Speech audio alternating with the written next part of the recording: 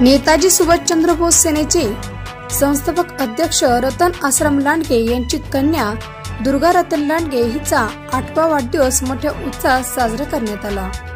सामाजिक कार्यकर्ते तथा नेताजी सुभाषचंद्र बोस या संस्थेचे अध्यक्ष रतन आश्रम लांडगे यांचे समाजसेवक म्हणून सामाजिक क्षेत्रात नेहमी तत्पर असणारे रतन आश्रम लांडगे यांची कन्या दुर्गा रतन लांडगे या चिमुकलीचा आज 8 वर्ष पूर्ण करून 9व्या वर्षात पदार्पण केले आहे। त्यानिमित्त त्यांच्या निवासस्थानी मोठ्या उत्साहात वाढदिवस साजरा करण्यात आला।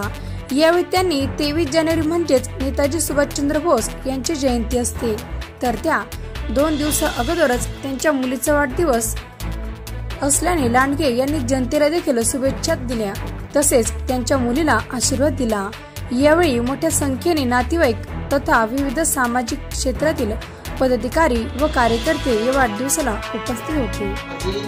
मुलगी हिचा आज जन्मदिवस आहे, आज हिचा हॅपी बर्थडे आहे म्हणून आज आमचे लांडगे परिवार आम्ही सगळे मिळून व आमचे नातेवाईक, आमचे पाहुणे, आमचे मित्रमंडळ हे सगळे जमा होऊन आज आमच्या मुलीचा आज आम्ही वाढदिवस साजरा करत आहे।